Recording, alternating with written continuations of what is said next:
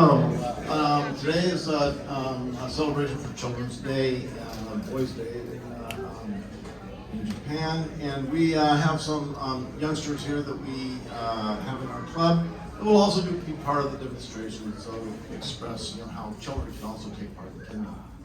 I do have a few flyers here that I'm going to leave over here on the back window for right now, but I'll probably put up on the registration table when we finish up. If you're interested, or if you think you might have a friend that might be interested in Kendo and you want to contact us, this has our contact information on it.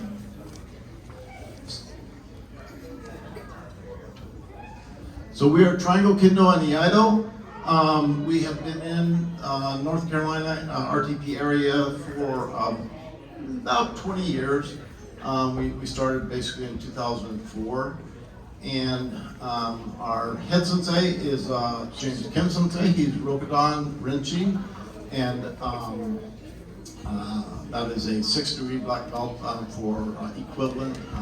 Kendo doesn't use belts or anything like that to signify rank, but they do have the typical Kyudan sort of ranking system used for Japanese martial arts. Today we are going to start off with some of the kata. There are two different types of kata in Kendo. One is the Boto no Yoru Kendo Kihon Waza Keikoho, and the other one is the Kendo no Kata. The Kendo no Kata is a little bit more exotic or esoteric. It uses some kamae that we don't typically use in Kendo too often.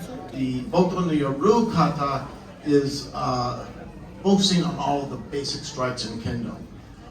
And so, if you guys want to go ahead and get lined up, there are two sides to it. One is called the Motodachi, one is called the Kakarite. So, the Motodachi side is going to be over on this side, the Kakarite side is going to be over on this side. And the Kakarite side is considered kind of the student side, and the Motodachi side is kind of considered the teacher side, and what that actually means is that the Kakarites get to actually finish the strike. There is no body contact with the swords for the kata. So let's go ahead and start off with the first one. This is going to be Min Kote Do Tsuki.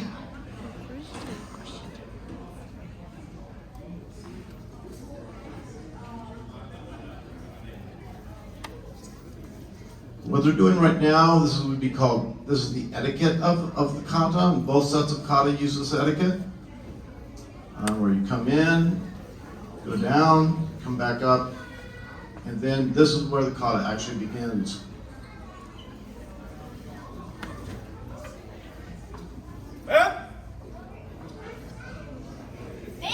The first strike is a min strike, or strike to the head. Second one's kote, strike to the wrist. The third one will be a do strike, strike to the torso. And the last one will be a ski thrust, which is not a cut, but a thrust to the neck. Each one of these Kendo blows, these are all of the four strike areas in Kendo. We don't like strike at the legs or stuff like that. And there's certain ways that strikes must be performed to be considered valid. The next one we are going to do, number 2, is Nihon Waza, and it'll be Kote Min.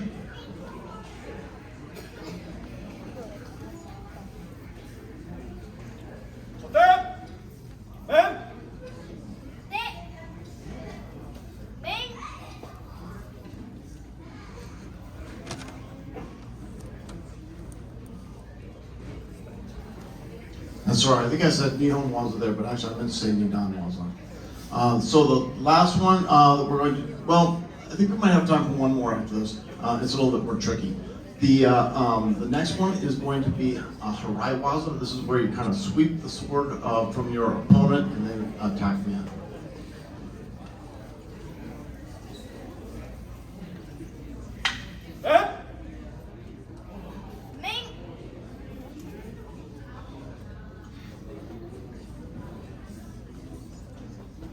So the kata can be done very slowly, and typically it's not done with extreme speed, because you're working on form You're not working on who's winning, because it's already pre-written as to who's going to win.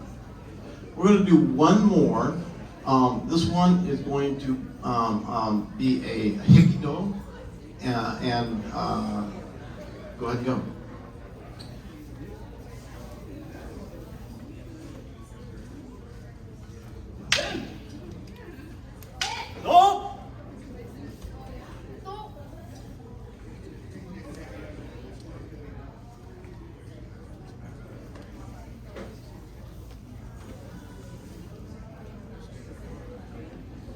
Okay, so that's going to conclude our kata. They're going to go through the closing etiquette for the kata, and then they're going to split out the boga.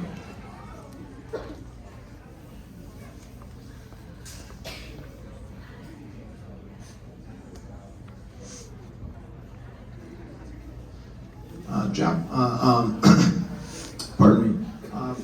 Kendo is like a lot of martial arts. It's very traditional, and there is a lot of etiquette involved in it. One of the etiquette is especially part of the etiquette is to make sure that you show proper respect for your opponent, as well as your dojo, your senseis, etc., etc. But in American sports, we celebrate a win or we celebrate a victory and stuff like that. In Kendo, no, you don't do that. In Kendo, if you won, basically you would have just killed your opponent. So there's nothing to be happy about. Even in killing an opponent, there's nothing happy about taking another life. So you give them respect that they gave their life for their cause. There's a lot of other etiquette in Kendo, a lot of it that I'm not going to bother to go through here. But you try to treat your equipment, you try to treat your opponents, your dojo mates, your sensei, pretty much everybody, including yourself, with respect. So you have to respect yourself as well. While they're putting this on, I guess I'll grab a little bit of equipment here just to show you what we use. So you saw the wooden swords that they were using for the kata. Those were called bokto. They're also known as boken. Basically, it just means wooden sword. This is a shinai. This is what we use for full body contact. And it is 4 pieces of bamboo that are held together by leather. And it is flexible so that it doesn't have the impact that a wooden sword would have if you were hitting someone. We wear armor for full contact. And the armor consists of head protection. This is called a men.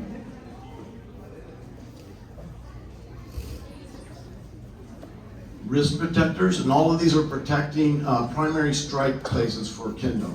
These are protect the hands. They're called kote.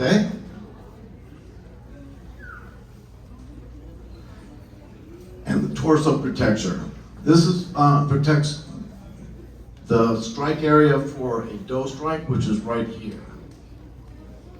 And these can be made out of different kinds of materials. Some are more traditional than others, like the do that I'm holding has bamboo for the do material, but there are also a lot that are made from fiberglass. Also, nowadays they use different like carbon filter, carbon stays instead of a bamboo stay. Also plastic and things like that. So there's new materials in it, although it is still kept pretty traditional. And the last thing is the tare. The tare is a groin protector. This is really for accidental sort of strikes because there's not really any hitting below the waist in Kendo as a legal strike. This is also a place to hold the nafuda or zekken, depending on what the preferred terminology for that person is. This is basically a name tag. On it, you will typically have your dojo and your name somewhere on it.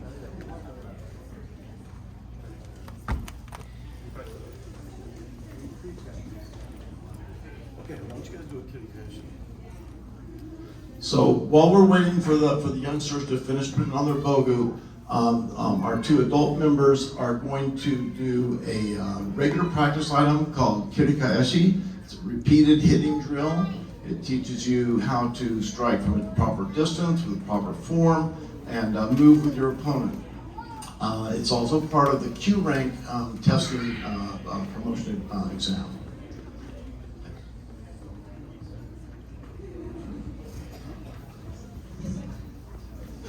Okay, guys, you just like in the kata, there is a motodachi side and there is a kakarite side. It looks to me like Yamamura Sensei is going to have the kakarite side.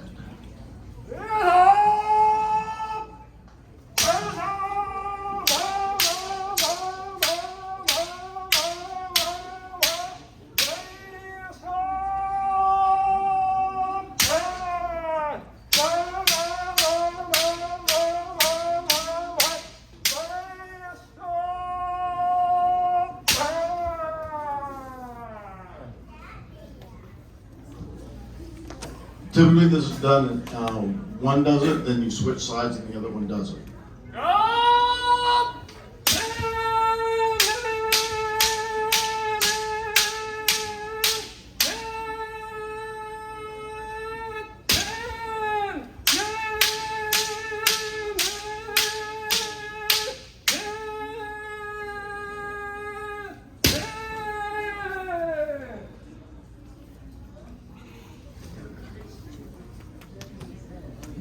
That's excellent. We're just about ready for the next phase. Before we do that, I would like Yamamura Sensei, please head measure for Kazawa with a min strike and just hold it at the impact.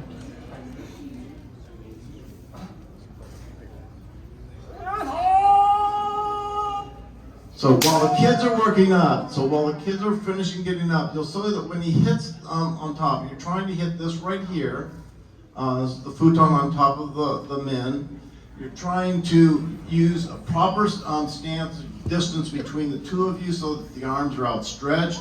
You're trying to hit with this part of the sword. This is called the monuch. This is the best cutting area of the sword. You're trying to hit with a straight strike and not an angle strike so it hits and bounces off. You are also trying to use proper footwork. You'll notice that Yamamura Sensei, if he doesn't mind me picking up his hakama here just a little bit, his right feet, you can't see the other side because the way it's pointing. But in Kendo, the left foot is typically behind the right foot. So when you strike, you immediately pull that up. Everything, this is part of Kamae. And see how his back is straight. And he's moved his hips forward and his whole body forward at the same time. These are all parts that go into what we would call Yuko Datotsu, a valid strike. There are other determinants of it when scoring in a tournament, which also include opportunity and zonshin and some other factors as well. So there's a lot going on in Kendo scoring when you are in a tournament. And why don't one of you guys?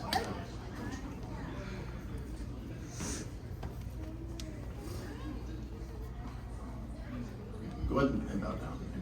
Go Sankyo. No shoulder coming. So this is Sankyo. This is also part of the etiquette. So after you've just been, striking each other and everything like that, then respect and you part ways. Okay, let's go ahead. Let's go ahead and come on out. You want to do some.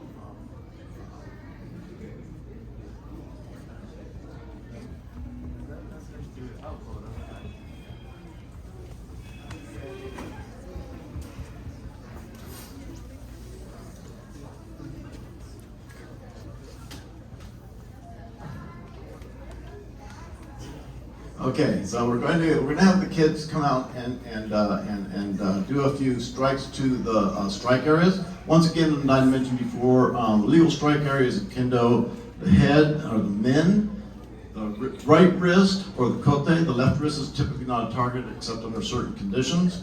The do, and that's once again typically the right side. The left side is also a valid strike, but it is a much more difficult strike to score on. And also the tsugi. The tsugi is to the neck, and it's a thrust. It's not a cutting blow. Okay, so go ahead and come in.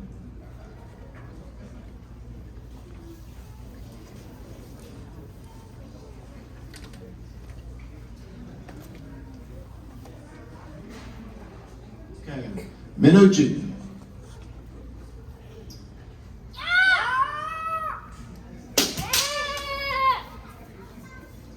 One more.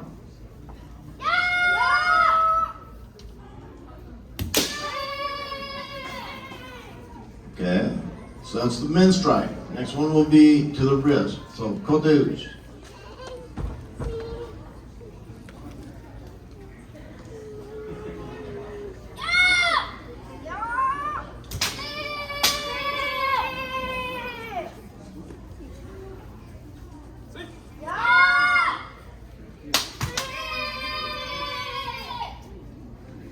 Okay, the next one we're going to do is the do strike to the torso on the right side. So it'll be Migi-do, and when you do that, step just a little bit to the side so she has room. They have room to move over. And so once again, two of these doge.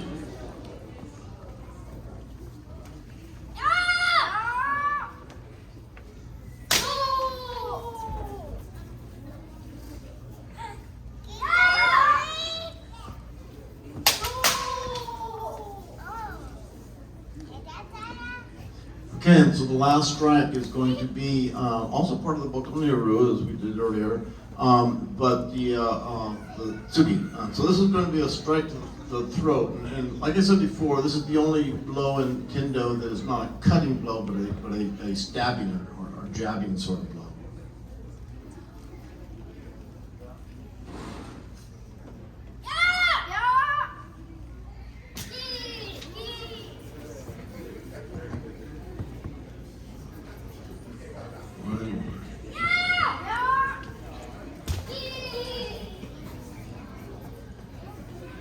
Okay, then Sankyo.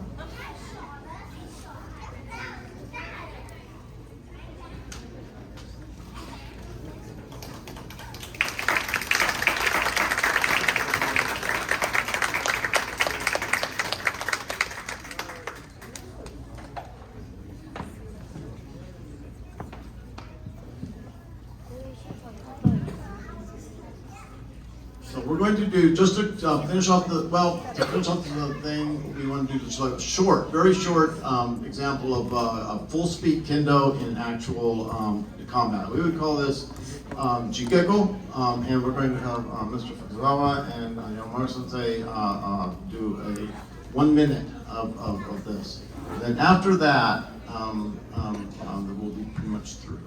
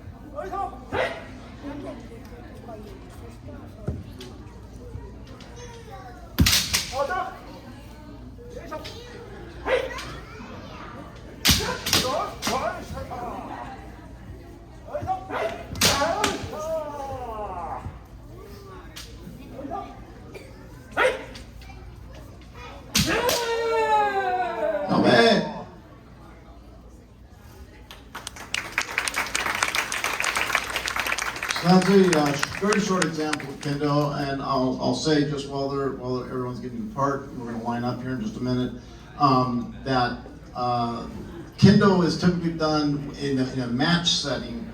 It's about 36 feet square. Okay, so it's a bit bigger than this area that we're in, and of course when we practice across like a basketball court size room usually. So I'd like everybody to line up.